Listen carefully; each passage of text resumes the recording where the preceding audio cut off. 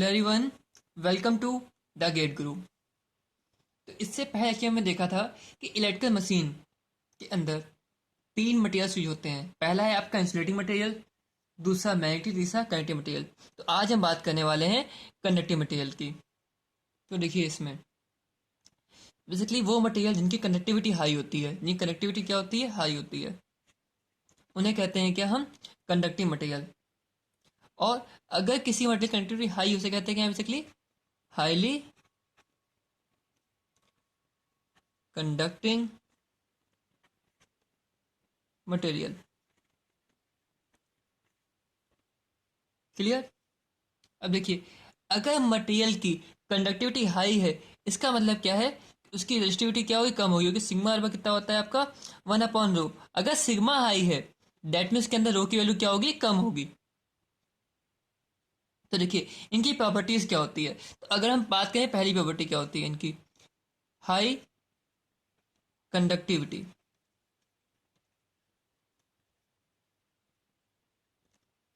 Clear.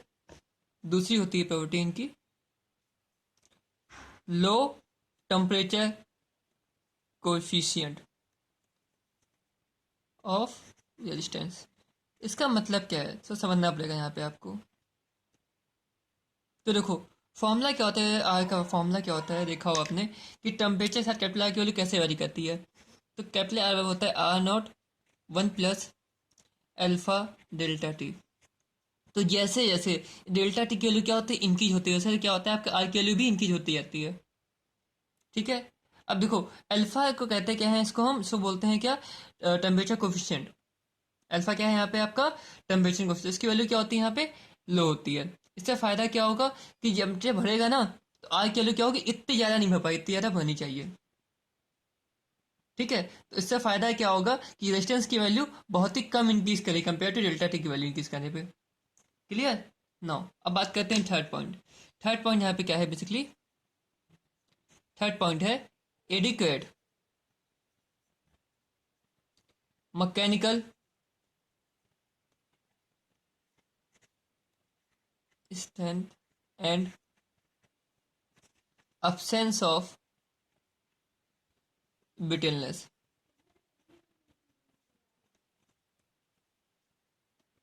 तो देखो, mechanical strength की क्या होती है, काफी हाई होती है। और ब्रिटलनेस का मतलब क्या होता है, ये बताओ मेरे को। absence ऑफ ब्रिटलनेस लिखा है यहाँ पे। बेसिकली ब्रिटलनेस की मीनिंग बताऊंगा मैं आपको। ब्रिटलनेस का मतलब बेसिकली होता क्या है, इसका मतलब होता है basically backs barrier, the material which backs barrierly known as brittle.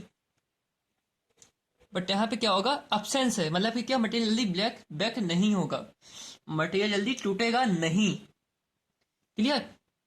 No, fourth point यहाँ पे क्या निकल के आता है आपका, रोलेबल एंड ड्यूरेबल। इसका मतलब क्या है, समझना बात को। तो देखो, रोलेबल का मतलब क्या होता है कि उसको हम थिन शीट्स में बना सकें, मतलब कि इस मटेरियल से हम थिन शीट्स बना सकें। ठीक है। और ड्यूरेबल का मतलब क्या होता है, बेसिकली कि उससे हम पतले पतले वायर्स बना सकें, due into in the form of thin wires, due in the form of thin wires. अगली प्रॉपर्टी इसकी होती है एंड सोल्डरेबल। मतलब क्या, इसको हम वेल्डिंग करके या फिर सोल्डिंग, इसको हम जोड़ पाए। सिक्स पॉइंट है रेजिस्टेंस टू कोरोजन। मतलब इसमें जंग ना लगे, जल्दी करोड ना हो, ये है ना। आपने कोई देखा होगा, कोई भी आपका ओल्ड आपकी कोई मशीन को खोल के देखो, तो उसमें क्या होता है, कॉपर वाइंडिंग नई की नहीं रहती है उसमें। ठीक है। वो उसमें कभी जंग लगती नहीं कॉपर वाइंडिंग के अंदर। क्लियर। तो देखो, अब देखो कौन कौन से कंडक्टिंग मटेरियल यूज करते हैं मशीन के अंदर। तो पहला है क्या आपका, कॉपर। बट कॉपर के साथ में दिक्कत है, एक दिक्कत क्या है बेसिकली, कि एक लिमिटेड क्वांटिटी अवेलेबल है copper. It is available in limited quantity. मतलब ऐसा नहीं सकता कि इसको हमने बहुत ज़्यादा यूज़ कर लिया, इसको हम एक लिमिटेड क्वांटिटी में यूज़ कर सकते हैं। जैसे पहला पॉइंट क्या आता है, कॉपर का खासियत क्या क्या है, हाई इलेक्ट्रिकल कंडक्टिविटी, सिग्मा क्या होगा इसका, बहुत ज़्यादा होगा, है ना, and resistant to collision.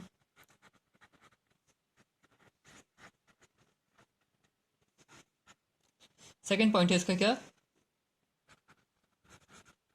Malleable and ductile. Malleable क्या है, मतलब कि इसका देखो, malleable in the form of thin sheets, ठीक है, बेसिकली इसका मतलब रोलेबल से कह सकते हो, रोलेबल लगभग सेम चीजें हैं। और डक्टाइल का मतलब क्या हो सकता है आपका, ड्यूरेबल, जो पहले बताया सेम वही पॉइंट है यहाँ पे, क्लियर। देखो बेसिकली होता क्या है कि मोस्ट ऑफ इलेक्ट्रिकल मशीन आपने देखा होगा ना कि मैक्सिमम जितनी इलेक्ट्रिकल मशीन देखी हो सब में क्या होता है, वो कॉपर वाइंडिंग क्या होगी, वाइंडिंग जो होती है कॉपर की होती है, एम्प्लॉय कॉपर वाइंडिंग। अच्छा ऐसा करते क्या है बेसिकली हम, ऐसा करने के पीछे रीजन है, रीजन क्या है बेसिकली कि इसमें लॉसेस कम होते हैं। और हम बात करें आगे हम, तो हार्ड डन कॉपर वायर्स का यूज करते हैं to form winding, hard drawn copper wires use करते हैं टू फॉर्म वाइंडिंग। अच्छा ये हार्ड डन कॉपर वायर क्या होता है ये बताओ मेरे को। It is going to a process, किसी प्रोसेस गुजरता है थ्रू विच मैकेनिकल स्ट्रेंथ की इंक्रीज की जाती है। अब देखो अल्फा की वैल्यू क्या होगी, अल्फा की वैल्यू इसके केस में क्या होगी, 0.00393 पर डिग्री सेल्सियस। आपको लग रहा होगा कि ये वैल्यू बहुत कम है, बट ये वैल्यू बहुत हाई है,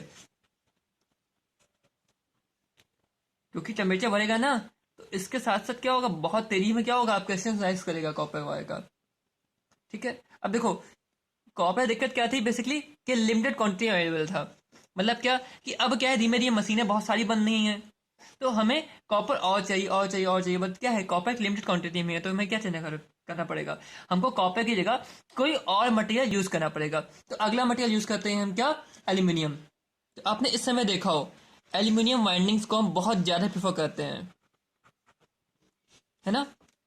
तो देखो अच्छा एल्यूमिनियम का एडवांटेज क्या है, कॉपर क्या और धीमे धीमे खत्म होता जा रहा है ना, और एल्यूमिनियम क्या इसके बाद बेस्ट चॉइस है। तो देखो हम कंपेयर कराते हैं एल्यूमिनियम को कॉपर से, ठीक है। तो देखते हैं इसके एडवांटेज क्या होंगे। तो देखो एल्यूमिनियम का एडवांटेज क्या है, पहला एडवांटेज क्या है, इजीली अवेलेबल, ये क्या है आसानी से अवेलेबल है। दूसरा क्या है ये, लेस्ट कॉस्टली, कॉपर क्या है कॉस्टली, पता है क्यों कॉस्टली है भैया, लिमिटेड क्वांटिटी में है ना, तो क्या है कॉस्टली होगी, कॉस्ट उसकी ज़्यादा हो जाएगी। बट एल्यूमिनियम क्या है बहुत सारी क्वांटिटी में है, अवेलेबल क्वांटिटी में है, जितना चाहिए मिल जाएगा, तो क्या है इसकी कॉस्ट क्या है, इसकी कॉस्ट कम हो जाएगी। थर्ड पॉइंट क्या होगा आपका यहाँ पे, लेस वेट, एल्यूमिनियम का वेट क्या होता है, कम होता है। फोर्थ पॉइंट है इसकी कनेक्टिविटी क्या हो सकती है, लोअर, इसकी कनेक्टिविटी क्या होगी, कम होती है। अब जो दिक्कत हो गई भैया, क्योंकि हमें चाहिए हाईली कनेक्टिव मटेरियल, बट इसकी कनेक्टिविटी क्या है, कम है, तो यहाँ पे आती है दिक्कतें। अब देखो आगे हमने किया क्या, हमने दो वायर लिए, एक कॉपर का लिया और एक हमने एल्यूमिनियम का लिया, दोनों का हम एरिया कंपेयर करना है, ठीक है। तो हमने लिया, हमने माना कि दोनों वायर्स का रेजिस्टेंस सेम है, ठीक है। तो देखो आर का फॉर्मूला क्या होता है, फॉर्मूला होता है इसका रो एल अपॉन ए ना, तो फॉर्मूला पुट करता हूँ मैं, रो ऑफ कॉपर, ठीक है, L upon A of copper, हमें दोनों की लेंथ क्या ली है, सेम ली है, rho of aluminium l upon A of aluminium, इतना क्लियर। अब देखो यहाँ पे कुछ कटने वाला है, क्या कटेगा देखो, एल से एल आपका कट जाएगा ना, तो क्या बचेगा देखो यहाँ बचेगा आपका rho of copper upon rho of aluminium बराबर A of copper upon A of aluminium, है ना। या फिर कब बोल सकता हूँ मैं, A of aluminium upon A of copper equal to rho of aluminium upon rho of copper. अब हमें एक चीज पता होना चाहिए, हमें देखा पहले देखा भी था हमने कि एल्यूमिनियम की, देखो हमने क्या देखा था कि जो एल्यूमिनियम होता नहीं है, एल्यूमिनियम जो आपका एल्यूमिनियम होता है उसके अंदर उसकी कंडक्टिविटी क्या होती है, वो आपकी लो होती है ना, एल्यूमिनियम की कनेक्टिविटी क्या होती है, लो होती है। तो अगर उसकी कंडक्टिविटी क्या है एल्यूमिनियम की, वो आपकी लो है, इसका मतलब क्या है, इसकी रेजिस्टिविटी क्या होगी एल्यूमिनियम की, वो ज़्यादा होगी कंपेयर टू कॉपर। तो अगर हम डिवाइड करें, जब हम देखें एक चीज़ rho A L upon rho copper, तो हमने देखा इसके लिए ज़्यादा है कंपेयर टू दिस, तो इसके लिए ग्रेटर वन आएगी निकल के ना, इसकी वैल्यू क्या ग्रेटर वन निकल के आएगी, नहीं आएगी, बताओ मेरे को, क्योंकि रो ऑफ एल्यूमिनियम के लिए ज़्यादा है, रो ऑफ कॉपर के लिए क्या है, ग्रेटर वन निकल के इसकी वैल्यू आएगी। अब देखो यहाँ पे आगे, तो जब इसके लिए ग्रेटर वन है तो इसके लिए इसकी वैल्यू के लिए क्या होगी, ग्रेटर वन होगी नहीं होगी, तो इनको इससे कंपेयर करते हैं, तो A of aluminium upon A of copper is greater one. Clear? तो देखो A of aluminium is greater than A of copper, इसका मतलब क्या कि अगर हम सेम रेजिस्टेंस का दो वायर लेते हैं, एक कॉपर का एक एल्यूमिनियम का, दोनों की लेंथ क्या हो, सेम हो, तो हमें एल्यूमिनियम वायर के लिए ज़्यादा एरिया लेना पड़ेगा, ज़्यादा क्वेश्चन का एरिया लेना पड़ेगा compare to copper wire. Clear? अब देखो ड्रॉबैक क्या है इसका एल्यूमिनियम का,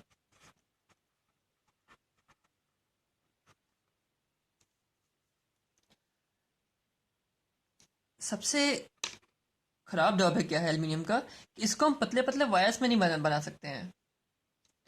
aluminium can not drawn into thin wires.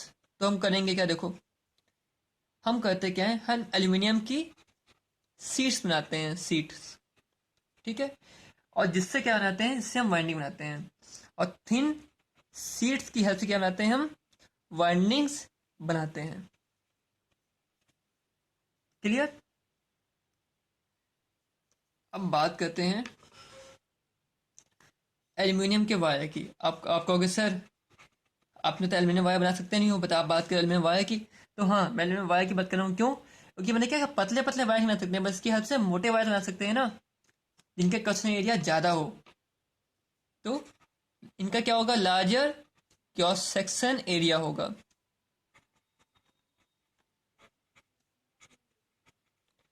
इसके लिए क्या होंगे, मोटे होंगे, ठीक है, ठीक है। तो देखो इसके जो वायर्स थे मोटे थे, ठीक है, अब वायर्स मोटे हैं, तो हमें मशीन के अंदर स्लॉट्स होते हैं ना, उन स्लॉट्स में इसको रखना है, तो क्या होगा वहां पे रख पाएंगे क्या, तो स्लॉट्स का पर्टिकुलर साइज होता है, ठीक है, तो इसको रखना है, तो हमने क्या देखा, इसका वायर साइज क्या है, वो मोटे हैं वो, ठीक है, तो हमें इसको रखने के लिए क्या होगा, डीपर स्लॉट्स बनाने पड़ेंगे। क्लियर? अब देखो आगे एप्लीकेशन क्या क्या होता है इसका, बात करते हैं इसकी एप्लीकेशन की।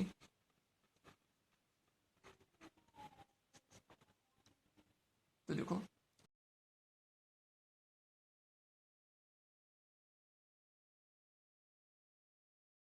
पहला एप्लीकेशन है आपका ट्रांसफार्मर टैंक में, जो ट्रांसफार्मर टैंक बनाते हैं ना, वो बनाते हैं हम एल्यूमिनियम से।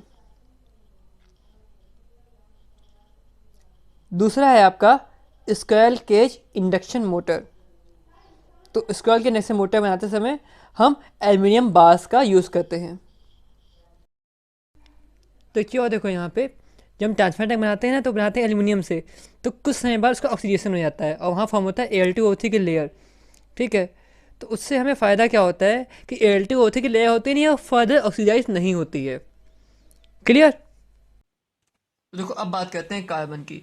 इलेक्ट्रिकल मशीन के अंदर हम कार्बन का ही बहुत अच्छे यूज़ करते हैं। कहाँ कहाँ यूज़ करते हैं बताओ? हम कार्बन की हेल्प बनाते हैं क्या, बेसिस बनाते हैं, मेक बेसिस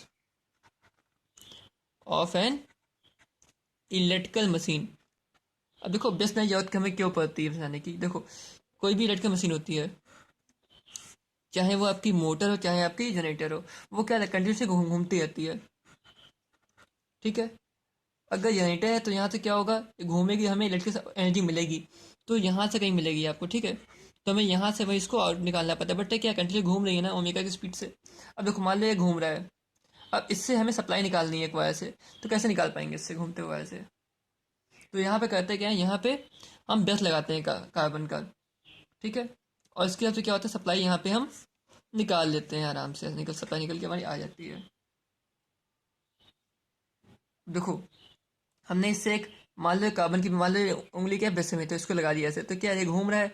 बट जो कार्बन के जो मेरा बेस है वो क्या है, वो तो रुका हुआ है ना, ये घूमता जा रहा है, आपका कोई फर्क नहीं पड़ता इसको ना।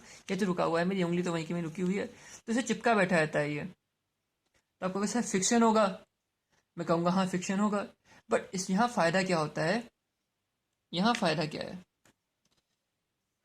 हमने कार्बन ही यहाँ पे क्यों यूज़ किया, और कार्बन का फ़ायदा क्या है यहाँ पे देखो।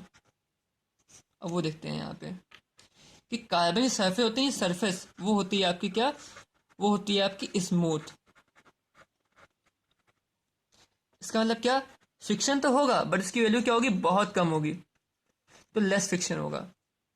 अब फ्रिक्शन का मतलब क्या है, इसके यहाँ मतलब यहाँ पे हीटिंग भी कम होगी, तो लेस हीटिंग होगी। अगला पॉइंट क्या है आपका, हम यूज करते हैं इसलिए ग्रेफाइट यहाँ पे, तो बेस्ट कार्बन इट ग्रेफाइटेड। एक प्रोसेस होता है इसके, तो ग्रेफाइट बनाते हैं, उसे कहते हैं क्या है, ग्रेफाइटेड। इससे होता है क्या है, तो increase conductivity and reduce hardness. इससे क्या होता है, जिसके अंदर हार्डनेस होगी ना वो खत्म हो जाएगी, उसकी कनेक्टिविटी बढ़ जाएगी। और तीसरा पॉइंट, मोस्ट इंपॉर्टेंट पॉइंट, इसी की वजह से मैक्सिमम कार्बन यूज करते हैं, एक इसकी वजह से और एक इसकी वजह से। ये तीसरा पॉइंट क्या है देखो, समझो यहाँ पे, निगेटिव टेम्परेचर कोफिशिएंट। इसका मतलब क्या है, बात बहुत ध्यान से समझना है यहाँ पे। देखो यहाँ पे क्या है, फिक्शन लगातार हो रहा होगा, बेसिस के ऊपर फिक्शन लगातार हो रहा होगा। बट यहाँ पे नेगेटिव टेम्परेचर कोफिशिएंट से क्या होगा, कि फिक्शन होगा तो टेम्परेचर राइज करेगा। बट जब यहाँ नेगेटिव टेम्परेचर कोफिशिएंट होगा तो आई बढ़ने पे क्या होगा, आपका लॉसेस होंगे, है ना। आई स्क्वायर लॉस होगा। इसकी वजह से क्या होगा, आपका टेम्परेचर इंक्रीज करेगा, और नेगेटिव टेम्परेचर कोफिशिएंट तो क्या होगा, इसका रेजिस्टेंस डिक्रीज कर जाएगा। मतलब जितना ज़्यादा टेम्परेचर इंक्रीज करेगा उतना रेजिस्टेंस घटेगा, तो इससे क्या होगा, हमारी जो मशीन नहीं है वो बच जाएगी। अदरवाइज क्या होगा, हमारे बेसिस ही पिघल जाएंगे ना, बेसिस तो हमारे मेल्ट हो जाएंगे। बट यहाँ पे क्या होगा, बेसिस मेल्ट नहीं होंगे, वो बच जाएंगे हमारे, क्योंकि टेम्परेचर बढ़ने पे क्या रेजिस्टेंस का घट रहा है, इस वजह से हो पा रहा है। क्लियर। तो देखिए हमने आज बात कर ली किसकी, कंडक्टिव मटेरियल हमने आपको पूरा बता दिया आज। अगले से हम बात जानेंगे इंसुलेटिंग मटेरियल के बारे में और मेटल मटेरियल के बारे में। तो लेक्चर कैसा लगा बताइएगा मेरे को, लाइक शेयर कमेंट करिएगा और सब्सक्राइब करना ना भूलिएगा चैनल को। Thank you for watching this video.